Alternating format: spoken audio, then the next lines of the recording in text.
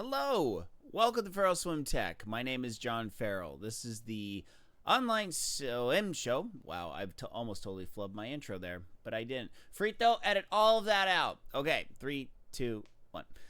Hello, this is John Farrell. Welcome to Farrell Swim Tech. This is the live show where I use my 15 plus years of racing experience and over 12 years of coaching experience to help you get faster in the water on your next race. So today's episode, we're gonna veer away from freestyle for the next couple of weeks. We're gonna go away from freestyle, and I know some of you are probably panicking at the concept of butterfly. Dun dun dun. But don't worry. It's all gonna be good. It's all good things. Okay. Learning all four strokes isn't gonna kill you. Okay. Let's just all take the temperature down. I know some of you are panicking. It's okay. We'll all get through this. Okay? Learning butterfly is good for your soul. Okay? But we're not doing butterfly today. We're going to ease you into it. We're going to ease you into the other four strokes. We're going to learn backstroke today. Okay? Backstroke is a really good complement to freestyle. It is really good to integrate some backstroke into your workouts. I mean, usually it's good to integrate it for rest periods. Like for instance, you're doing a number of hard hundreds, number of hard 50s, and then you got a 50 easy. Not a bad idea to do that 50 easy backstroke, okay? Because that means that your face is constantly out of the water. You're able to relax a little bit. You're able to go and, just continuously breathe in and out. Why do people struggle with backstroke? In my viewings of other people swimming backstroke, they struggle for three main reasons. Number one, legs. Sinky legs. Sinky legs will kill you in backstroke way faster than it does in freestyle. Trust me, okay? Bad legs in backstroke will destroy a backstroke. Number two, head position. Head position back, head position forward. And number three, reaching all the way up before you take that stroke. Okay? So we'll talk about all of those, but those are the three major things that will destroy you. So why do I think backstroke is necessary for triathletes? Well, I think and I just realized I totally jumped there. A little scatterbrain this morning. I do apologize. So backstroke,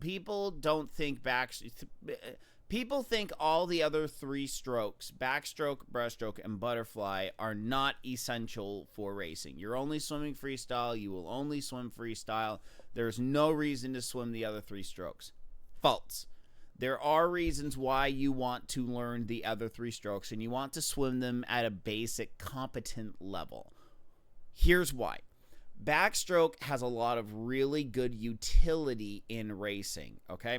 Let me share a story. In the second Olympic distance triathlon I did was in a local reservoir, and it was really nasty. But anyway, that's besides the point. Basically, the course was you went due west, made a U-turn around a small island, and then you came back a due east.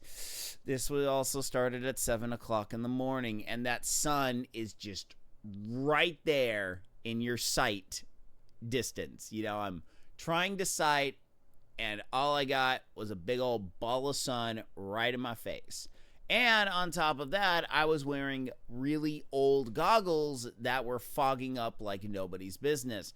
Here's the dirty secret about anti-fog. There is no such thing as permanent anti-fog. There is only temporary anti-fog. And learning how to mitigate fog during your race is actually a really good idea. One way that you can do that, which is what I did, was the fog got so bad I could barely see anything. So I just rolled on my back, did some backstroke kick, and, used my two hands to, clean out my goggles, pop them back on, rolled over, and kept swimming. That's learning backstroke kick. Learning backstroke kick is really good if you need to be like a little otter and, fix your goggles and grab a clamp, beat it on your chest and, suck out the insides and go. Yeah. Okay. I'm the only one that does this. Okay. I mean, no one else wants to release their inner otter. All right. Anyway.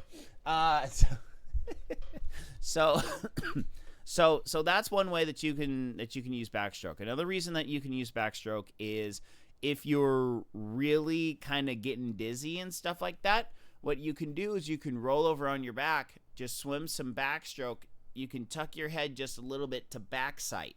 So what you do is, well, if you're last place, this doesn't really help you. But if you're somewhere in the middle of the pack, you can roll over on your back, do some backstroke, and then you can back sight and line up the other people so you actually go straight. So backstroke can be swum during races. There is nothing. You could swim the whole dang 4,000 butterfly if you really wanted to, and if you really hate yourself. I don't hate myself that much. No, I would never do that. The most I ever swam butterfly. Did I swim a 400 butterfly once? I can't remember. I think the most I've ever swum butterfly in one time is about a 400. I think that's about the longest I've ever done. 1 second. And yes, it is as painful as it sounds. There is no way to slice it and dice it. Butterfly, anything over a 200 is utterly painful. And I think I only competed in the 200 butterfly like twice, like 2 or 3 times. I was not a butterflyer, but I could swim it decently well. But anyway, so backstroke, actually swimming backstroke during races is really good.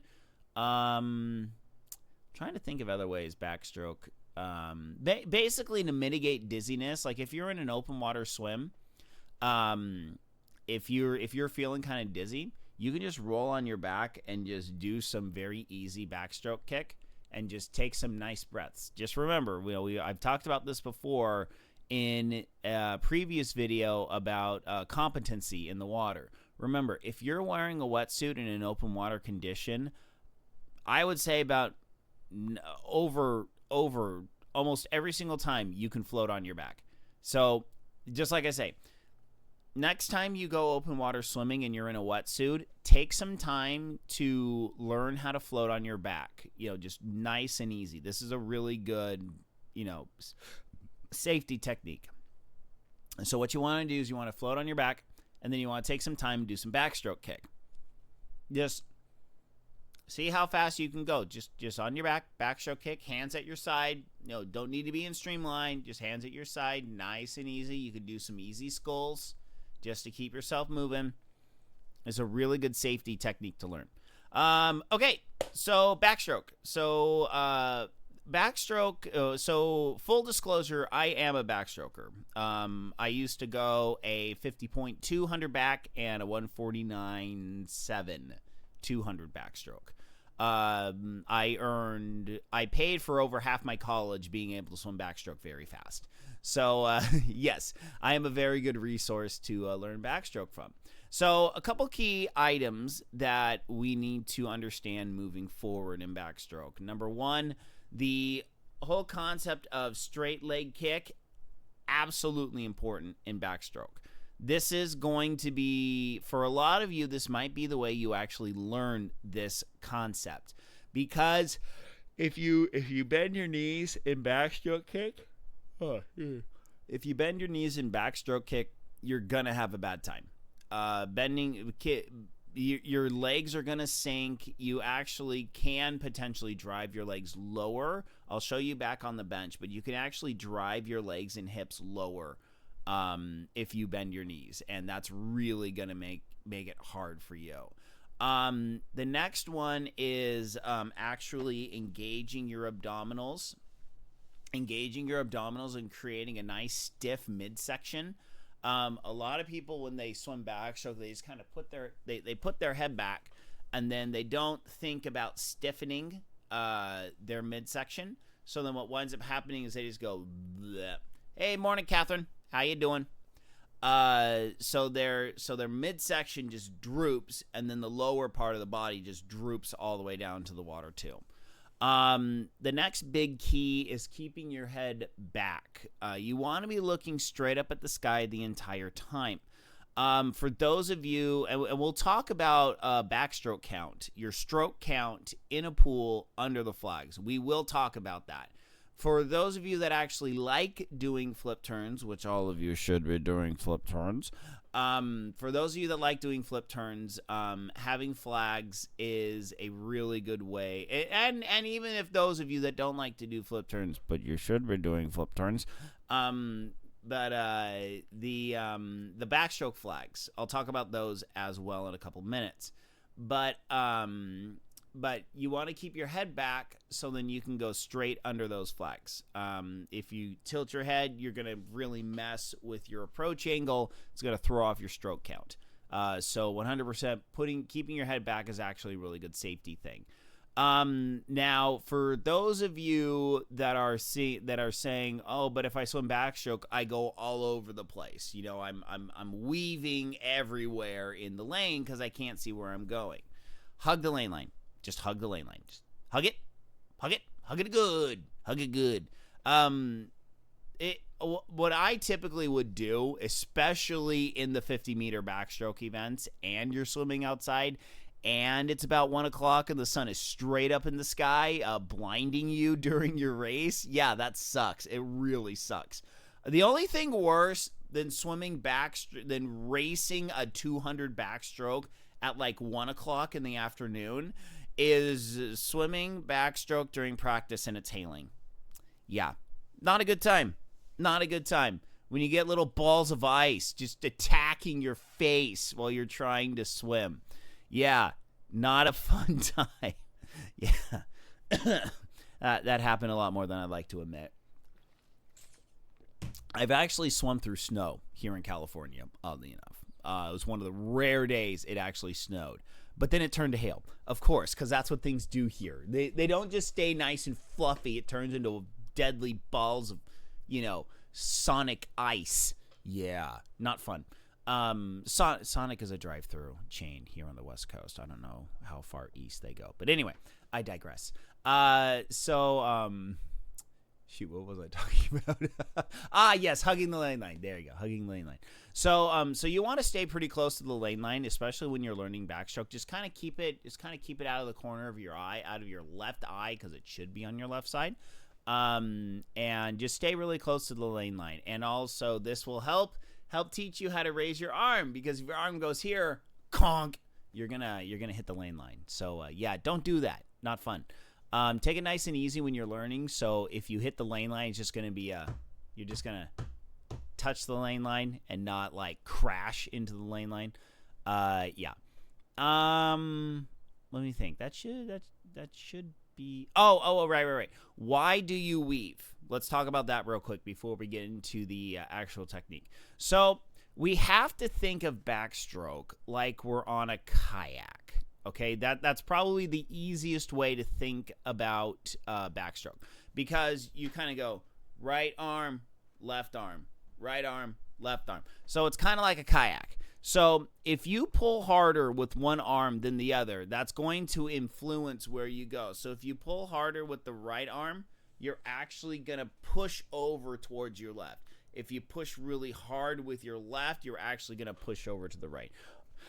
Or it could be vice versa. I don't know off the top of my head. But you pull harder with one arm, you're going to bank to the opposite side. I'm pretty positive that's how it works. I usually have to do this in the water in order to remember the directions. Because I always swim straight. No, I don't ever veer onto the opposite side of the lane anymore. I'm a super duper confident. It happens, okay? Don't worry about it. If you start veering into the other side of the lane, you're okay. It's okay. Just understand there is a huge imbalance between either. There's two things that happen. Number one, you have a really bad stroke imbalance in terms of your right arm pulls a lot harder than your left arm and vice versa, or you just went. You just totally ducked your head to one side for no reason. You didn't keep your head straight. So keeping your head straight really helps. And then just over time, you will learn to balance out the pressure between the right arm and the left arm. That'll help you go straight a lot easier. So breathing with backstroke. All right. Sounds good, Heather. Thanks for popping in. Let's see here. How to love the flip turn without getting much air in the belly. No, but someone can see figured out how to stop it. Thanks. Okay, Heather, I will address that at the end of the stream. So, thanks for that question. I can address that question. Okay. So, 1 second. Sorry, even though I'm not sick anymore, I still get,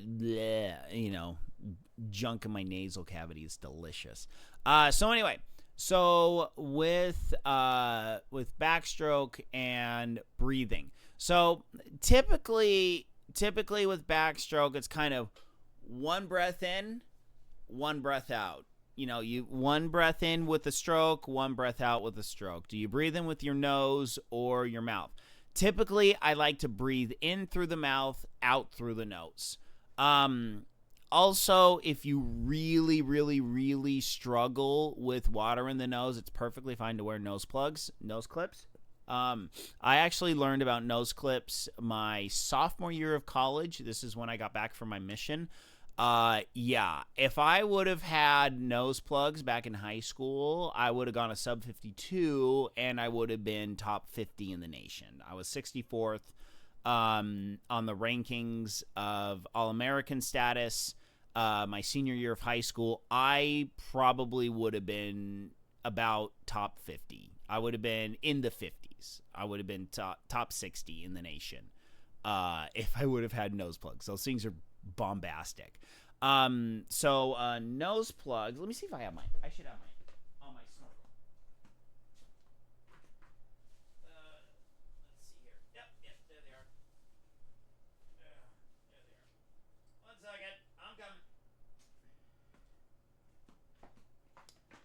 So, nose plugs. You can pick them up for a couple bucks. If you're buying nose plugs for the first time, I recommend you buy at least like 4 to 5 different pairs, 4 to 5 different styles, because you never know which ones are going to work, which ones won't work. So with nose plugs, you got 2 different ways to use them. You could pop out like this.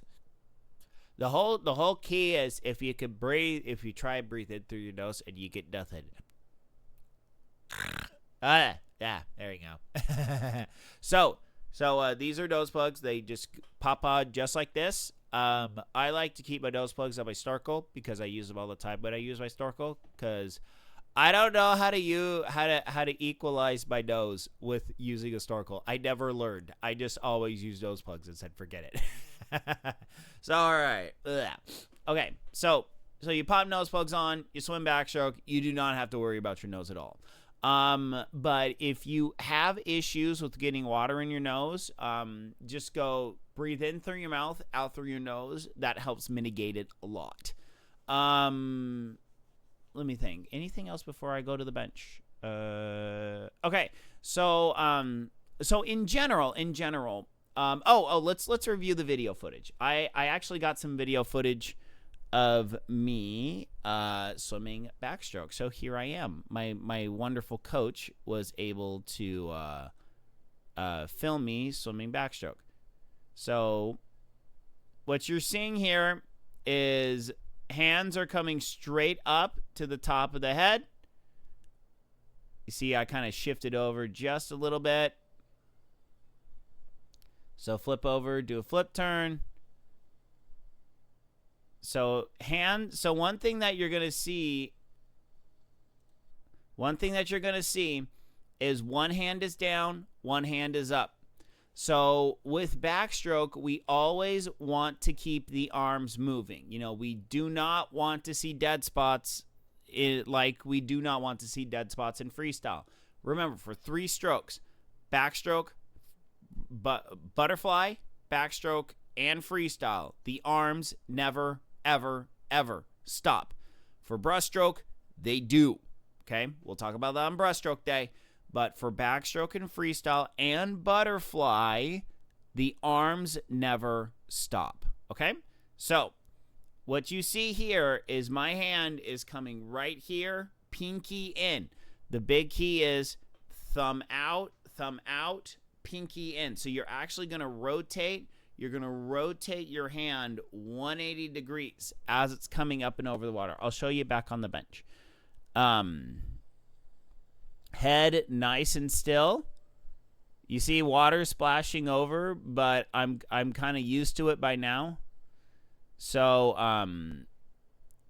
you're mitigating that water out your nose. Legs, my legs really here are actually really lazy. I'm kicking a lot larger than I should. So yeah, you see, this is me being really, really, really lazy with my kick. But you see the toes are kind of popping out of the water almost every single time that I'm kicking. It's not really good placement from my coach. But you see, legs are nice and straight, keeping the knee bend to a minimum. Like I said, the legs that I'm doing here are actually really, really, really lazy. This is a very relaxed, comfortable pace for me. Even though it was faster than most of you swim freestyle. This is my very, very easy, comfortable pace. Okay, now some of you notice that I was able to just turn at the wall without kind of paying attention to what I'm doing. So let me show you something real quick. Let's see here and stop. Okay. See those? Those are backstroke flags, okay? So you're not going to see these in, like, indoor gym pools. Like, if you're swimming at, like, a 24-hour fitness, LA Fitness, Vasa Fitness, you're going to be hard-pressed to find oh, wait, no, the flags are being covered by Racing as One. There we are. The Team Zoot banner was covering the flags. So those are backstroke flags right here, okay? So there's a pole. And there's a bunch of flags over the pool. Some of you may have wondered, what are those? Well, I'm here to tell you. They're backstroke flags. They are specifically for backstrokers. So basically what happens is you go under those flags. You take a certain number of strokes, and then you touch the wall. You take one less stroke, and then you flip turn. So my stroke count has been the same since I was at least a junior in high school. I have never changed my stroke count. My stroke count is very automatic at this point. I never screw up my backstroke turn. And that's not even me being sarcastic. Like, I literally never screw up my backstroke turn. So if you see me swim here, so I'm cruising on down the pool, nice and easy, nice and easy. The flags are like right near where that white is. So I go 1, 2. Here, hold up. Let's back that up a little bit more. 1, 2, flip, and turn. So every time I go under the flags, 1, 2, flip, turn. So technically I do a 3 count. 1, 2, or 1, 2, 3. I flip over on my stomach, do the flip turn, push off on your back, continue swimming. So, and let's here, hold on. Let me back this up just a little bit so I can show you the hand coming out of the water. Okay, so you see, one arm up, one arm down. Okay, so I'm just about to finish the rotation. So the rotation in backstroke is just the same as freestyle. Honestly, backstroke rotation is a lot more important than freestyle because if you don't do backstroke rotation, it's really hard to get your arm under the water. Now, with freestyle, I like to teach to pull right when that hand touches the water. In backstroke, it's a little bit of the opposite. You want that hand to sink down under the water before you push. Don't worry. We're going to talk about all about this when we get back to the bench. But this is kind of giving you a preview of what we're going to be talking about. So with my arm there, here, let's go. Okay, so my arm, we're going to use my left arm as the analysis. So my left arm is about ready to pop in the water. Oh, what happened? God darn it, I lost my place. Why did I lose my place? And there. Okay, so right there, it's in the water. Now it's sunk. Now I caught the water. Okay? So the whole idea is we want the arm to sink down, then we're going to grab that brick and then push it down. So backstroke can be very fluid, very easy, very, very, very restful. And as you see, I'm being very, very, very lazy with it.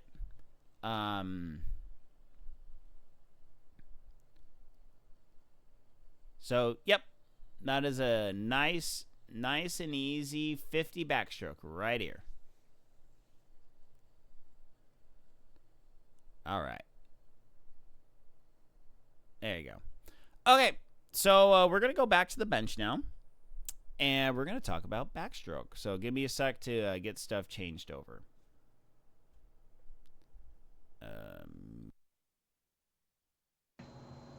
Okay. All right, so with backstroke, let's first talk about the legs. Okay, so with the leg, we want our legs to be nice and straight, and we're gonna kick just like this. Okay, so what we want to focus on is number one, having our head position looking straight up at the sky. So when we look straight up at the sky, we're able to move our legs like this. So it's really important to get that nice separation of your leg. So we don't want to kick like this, because what winds up happening is if you bend your knee, your leg is going to be set up to where you're going to push that water up to the surface, and that will eventually push your legs down even further underneath the water. And if you bend your knee like this and then you scoop like this, you're going to have a much net positive force pushing up to the surface, and that will drive yourself far lower underneath the water. So it's really important to make sure that your legs are nice and straight and you have a compact kick. Okay? So this will keep your body on the water. So what you want to do is you want to also keep your stomach engaged, so then you're able to keep this nice form as you're swimming your backstroke. Okay? So that is legitimately it for kick. If you want to work on this, what I recommend is getting a kickboard, holding it over here, because this is level 1, is hugging the kickboard. You hug the kickboard, you get your body nice and straight, and then you kick like this. Level 2 is up here, holding the kickboard. You want to hold the kickboard at the base of the kickboard. You don't want to hold the sides. You can hold the sides and have the top of it on your head, like this, but I actually recommend holding the bottom of the kickboard, so then you're able to nice and stretch out and work on that nice kicking motion. And then level 3 is going to be no kickboard, hands at your side. You will kick much lower this way, but you can kind of keep yourself afloat by doing a little bit of sculls. And then you're going to kick like this. And then the best way to kick, in my opinion, is a streamline kick. So you're just kicking just like this, and then you're keeping yourself in a streamline, looking straight up at the sky, and nice and relaxed and having a good time doing some backstroke kick. So, there's really... keep your hips solid. Don't let your hips wiggle. You know, like when your leg comes up, your right leg comes up, and then your right leg comes down, and then you dip it down. You want to keep your legs as solid as possible, or hips. You want to keep your hips solid and channel everything through your core and your lower back and your glutes and your hip flexors. So a couple places where people get into trouble with this is if they have tight hip flexors. They tend to want to come up like this, so then that will dip their hips down into the water. And if you want to work on your hip flexors, you should check out Dynamic Triathlete, which is a wonderful app that will help you get better hip flexors. Yes, I knew I had to I knew I had to start talking about these guys again. Hold on, I also needed to fix my camera. So, Dynamic Triathlete is a wonderful program. It will help you, especially with those that have tight hip flexors. They have really great routines for hips. If you find yourself really struggling with backstroke kick, I can almost guarantee you it is tight hip flexors.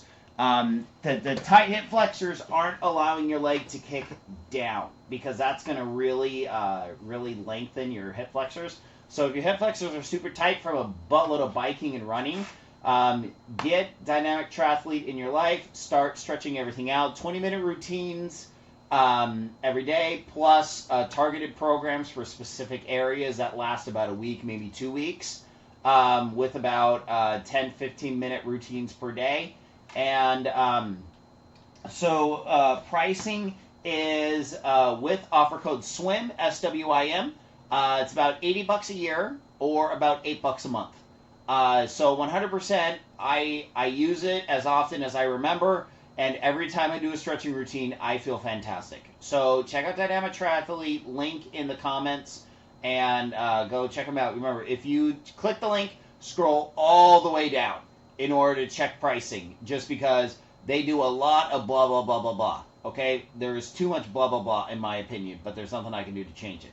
So scroll all the way down, check out the plans, get signed up today, do the stretching routines. I guarantee you your swimming is going to thank you bigly for all of those things. All right, back to the show. So now let's talk about arms. So let me check my.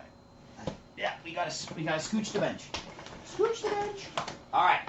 So with the arms, this is gonna be a little hard to show because there is a lot of rotation that happens. So rotation in backstroke is the same as rotation in freestyle. We want to keep our head in line with our hips, and we want to rotate around the spine. And having a nice flat bench really doesn't help this. So when we swim backstroke, we want to start in our streamline when we push off the wall. Okay? First thing we do not do is this. Okay? I see this far too often, and it annoys me. When you push off the wall, you're going to be in your streamline. Whether or not you do the underwater dolphin kick, hey, look, that's up to you. I don't really care. But you're going to push off, and what you're going to do is you're going to take one stroke and then two strokes, okay? You can take your first stroke or your second stroke. What you do is you basically pick one arm. That one arm will always start. There is no difference between starting with your left arm or starting with your right arm. Doesn't matter. But what we want to do, though, is we're going to push off in our streamline, and I'm still in camera, right? Yep, I'm still in frame.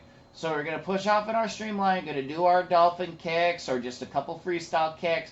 The other thing, too, is try not to push off on the surface of the water. You push off on the surface of the water, you might as well just be throwing the brakes on immediately. You're going to grind to a halt. Try and get underwater and learn how to push off underwater. Your times will thank you. So you're going to push off, you're going to take one stroke, and then two strokes, okay? I know that I'm dipping my head down, but it's really hard for me to... This bench is just way too wide for this. I need to get like a skinny bench. Yeah, just one, like a balance beam bench or something like that. But anyway, so you're going to be here, kick, kick, kick, first stroke, second stroke, okay? So with backstroke, the idea is as you're gonna put your hand under the water, you're gonna grab your brick. Okay? Remember we talked about grabbing bricks? Same concept here with backstroke. We're going to grab the brick, and then we're going to push that brick down. Now, that being said, there's actually a couple different levels here, okay? So, the worst thing you can do is reach all the way down. Because what winds up happening is you wind up pushing down with a lot of force. So when you push down to the bottom of the pool to get your arm deep, you wind up going whoop. Okay? If you find yourself bouncing with backstroke, It's because you're emphasizing the push down too hard.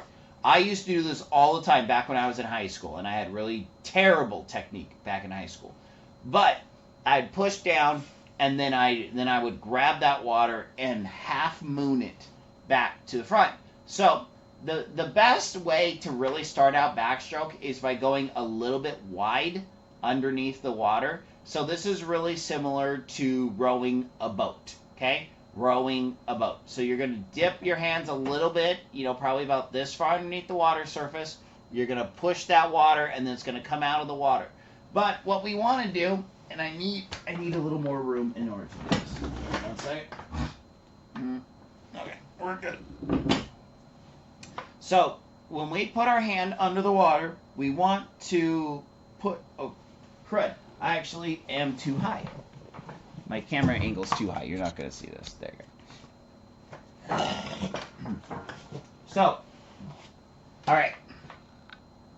So what we're going to do is we're going to put our hand here, and then we're going to push out to the side, to the back, and then back up. Okay? That is a basic backstroke pull. Okay? Not the recommended way to do it, but it is the basic way. So, hand down, sweep to the side, come up. You're aiming to be about this far underneath the water, okay? So this is truly like a beginner kayak stroke. So you're going to have one arm here, one arm out to the side, and then bring that arm back up and over, and then it's going to come back out to the side, okay? So the key with backstroke is we don't want to be out here, okay? If you need to pull out to the side, if it's really hard for you to visualize bending this elbow and pushing that water straight back, and you need to use that side, what you want to do is you really want to focus on from here to here and then back up, okay? When we recover with backstroke, we don't want to be over off to the side. We want to try and keep that line nice as possible. One problem is, people tend to go here, cross-body recover with their recovery. We don't want to do that. We want to keep our arm as straight as possible over our body. If you have to come off to the side, this is fine. We really want to avoid this, because if we go over our head, that's going to shoot ourselves in all sorts of crazy directions. We don't want to do this. Don't let that arm cross over your face, okay? So this is the recovery phase, and then we're going to come over to the side for the pull phase, back straight up for the recovery, off to the side to the pull, straight back for the recovery, okay? So now, the best way to pull backstroke is you're going to put your pinky in the water, and then you're going to grab your brick so the fingers are pointing perpendicular from your body position, okay? They're parallel to the water surface, but perpendicular from your body. You're going to grab that brick up here. Elbow pushes down, so then the arm is able to push in a straight direction, okay? So if you notice, you're going to grab here, and then you're going to be here. So you're going to push this column of water in a straight direction, okay? Now this is where you kind of notice I'm more rotated towards the side, because if you come down here on your side, what's happening is your shoulder dips down, your hand goes down. If I'm flat, you see my hand is right at the water surface. We want to avoid this at all costs. Your hand's at the water surface, you're pushing nothing but bubbles. You're pushing air, okay? So you're going to come down here, shoulder's going to dip down, because you're recovering while you're pushing underneath the water. This shoulder's up with the recovery, this shoulder's down with the pull. So you're going to grab that brick and push, and then as you finish, right here, if you saw in the video that I took, I was pretty flat here. And then as this arm recovers, this arm is going to go down under the water, catch, and then push. Down, catch, push. Down, catch, push. Down, catch, push. Okay? We want to keep the arms moving very well. We want to keep the arms moving continuously. The biggest mistake I see with catch-up is hands down here at the side. You take one stroke, and then you take another stroke. Then you take another stroke, and then you take another stroke. We don't want to do this. We want to go as this arm is pushing, the opposite arm is recovering. All you have to do is when this hand extends, lift it out. Lift it out. Lift it out. Lift it out. Okay? This dead spot will kill you. This will kill you. Okay? Because you're not continuously putting pressure on the water. You're not continuously moving forward. Yeah. I think that's about it. I can't really think about, okay, backstroke count. So like I said, you want to always be looking up so those flags will come straight over your head. Now, if you don't do flip turns, okay, if you don't do flip turns, you can just touch on your back, turn around, push off on your back. Really terrible habit to roll over on your stomach to touch the wall. Really bad habit. However, if you're swimming in a pool without backstroke flags, I actually recommend that. If you do not have backstroke flags at your pool, it is a big safety concern. It's totally okay to roll over on your stomach and touch the wall. If you do have backstroke flags, very much so. 1, 2, 3, touch. Okay? Touch with one hand on your back. Just get into a good habit of this, okay? You may never compete backstroke. Just, it shows that you're a competent swimmer, okay? If you're always rolling on your stomach and touch the wall, people know you're a noob, okay? Just, I'm trying to help you with your street cred in the pool here, okay? Just always touch on your back. If you need to take a couple extra kicks, take a couple extra kicks, okay? Now, how do you learn your backstroke count? I recommend having a friend. Okay, what you do is you have a friend. And what you do is you count out loud. 1, 2, 3, touch. Okay? So, you count the number of strokes after your eyes go under the flags. Okay? You should always pick the same thing. Couple ways when people get into trouble. Number 1, they're not consistent They're not consistent with how their head is tilted. Okay? If my head's tilted here and the flags are right above me, I have to go further back in order to see them. Okay? And you very rarely will have your head tilted back this way. Usually the chin always comes to the chest. So we want to look straight up, see the flags come over us. They're coming this way, and count. 1, 2, 3, touch. Okay? So, get a friend, get someone at the wall, okay? Even if you got to get a complete rando stranger at the wall. What you do is you tell them, hey, I'm learning my backstroke count. I need you for about 5 minutes. I'm going to start about 10-ish, 10, 15 feet away. So a couple yards, start a couple yards in front of the flags. Do a jump, get up to speed, and then do your stroke count. Basically, all you tell them is, make sure my head doesn't crash into the wall. And make sure my hands don't crash into the wall. Just say, hey, just stop me before I hit the wall with something. Okay? Most people really understand what you're talking about. So, touch the wall. Always do one stroke less if you're starting out. So wherever you are to hit that wall, take one stroke off. So if I'm swimming and I take 6 strokes and my hand is about to crash into the wall, my arm is about to crash in the wall right here, take 5 strokes. 1, 2, 3, 4, 5, touch. Okay? You'll wind up kicking a little bit, but just hold that kick and touch. Okay? A lot better than being you're much better to be further away from the wall rather than being super close to the wall and having it tight and you're not confident. Because what a lot of people do is they go under the flags and their stroke rate really drops because they're so concentrated on seeing the wall. No, 1, 2, 3, and touch. Okay? Totally fine. Totally fine to do that. Okay? Safety first. Don't go crazy. Don't go barreling into the wall and jack yourself up. Yeah, I think that's about it with the bench. We're going to go back to the computer real quick and we'll be wrapping things up. I got a fun story to tell you. All right. Okay.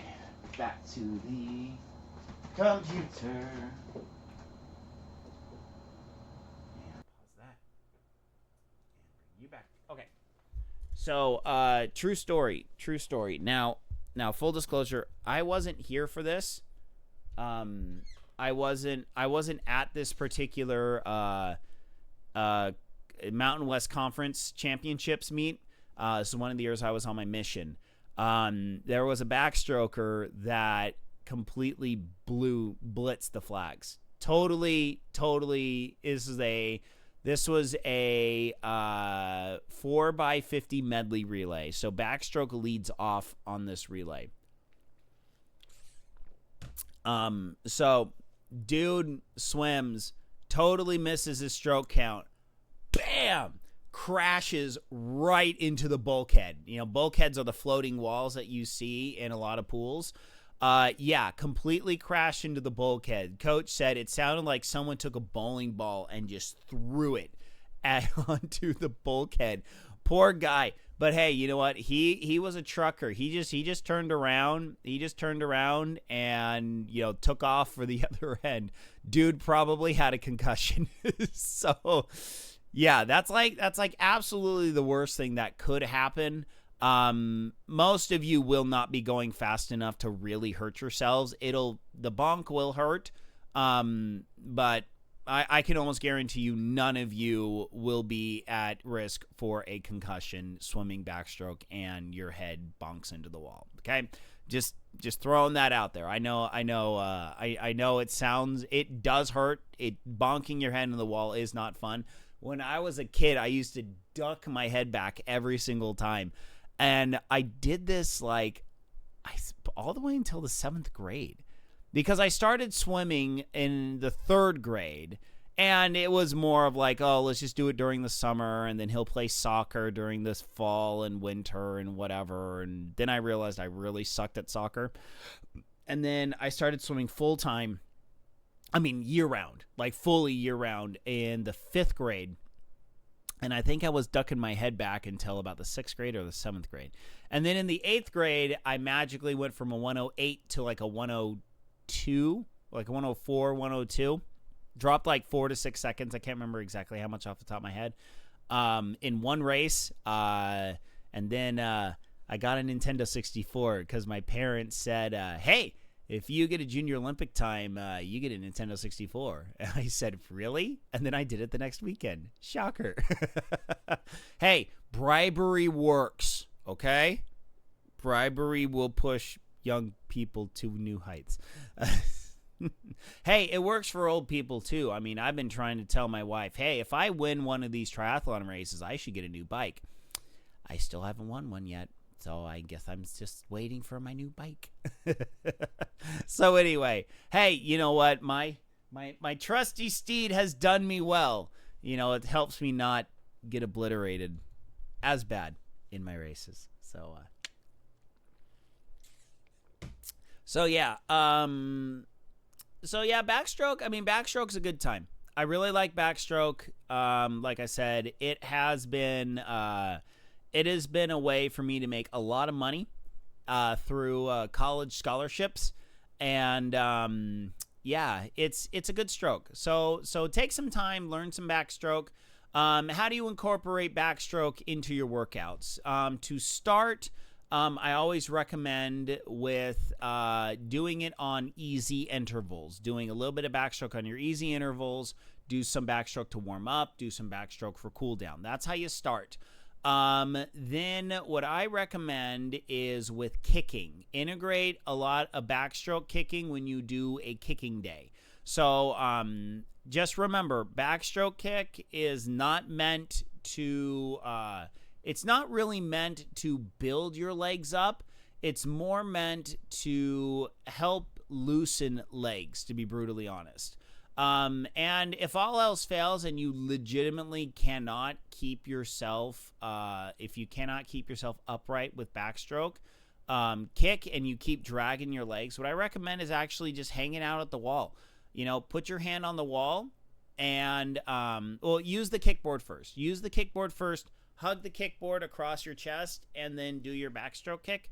That will actually help you a lot. And then just kind of dip your shoulders back. You know, don't submerge the face, but just keep the shoulders back when you hug the kickboard. Tighten your abs. That'll help get your legs up. And then just focus on moving the legs. Just focus on moving the legs without bending the knees. You will find that you are actually much better at backstroke kick than you realize.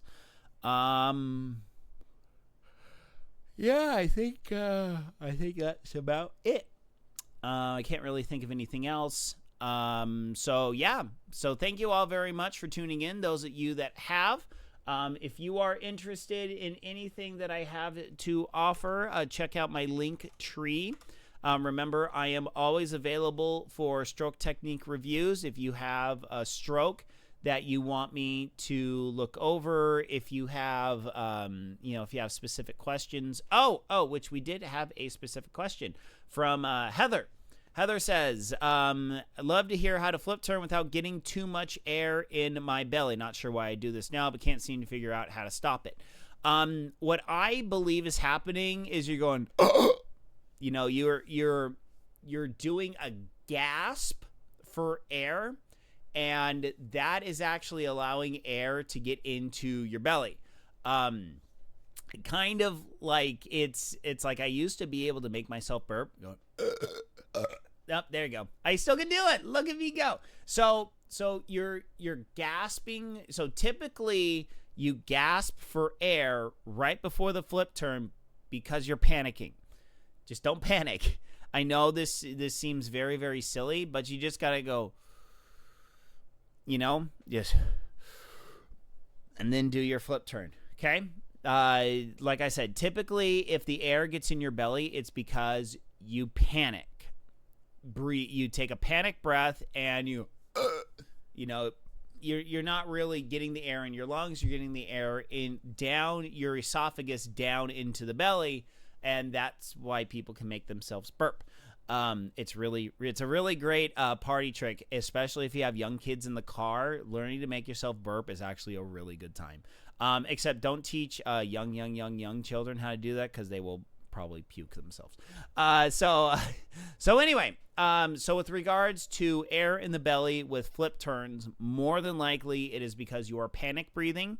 So calm the breathing down, take one nice long stroke, and then do your flip turn. What that will do is that will allow you to take one nice long breath, and then the air will go into your lungs, not into your belly. You're going to have a much better time.